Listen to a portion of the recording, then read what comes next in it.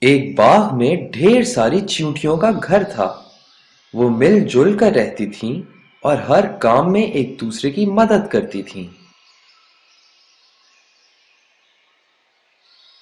جب کسی چیونٹی کو باغ میں کھانے کی کوئی مزیدار چیز ملتی تو وہ فوراً باقی ساتھیوں کو بلا لیتی اور سب مل بانٹ کر کھاتی۔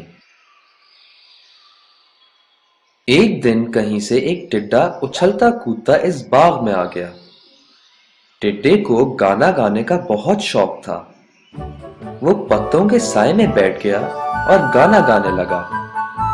اچانک اس نے دیکھا کہ چیونٹیوں کی ایک لمبی قطار چلی جا رہی ہے۔ ہر چیونٹی نے اناج کا ایک دانہ اٹھایا ہوا ہے اور بڑی محنت سے اس کو اپنے گھر تک لے جا رہی ہے۔ ٹڈا بہت حیران ہوا۔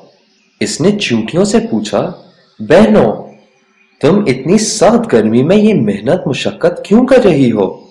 یہاں چھاؤں میں آ کر بیٹھو اور میری طرح آرام کرو۔ آؤ، میں تم کو ایک خوبصورت گانا سناتا ہوں۔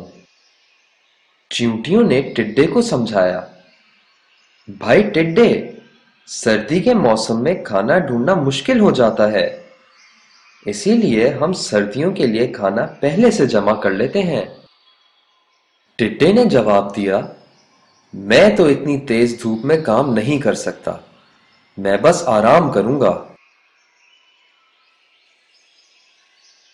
جب سردی کا موسم آیا تو ٹڈے کو کئی دن تک کچھ کھانے کو نہیں ملا۔ وہ بہت پریشان ہوا کہ کیا کرے۔ پھر اسے اپنی دوست چیونٹیوں کا خیال آیا۔ وہ چیونٹیوں کے گھر گیا اور ان سے مدد مانگی۔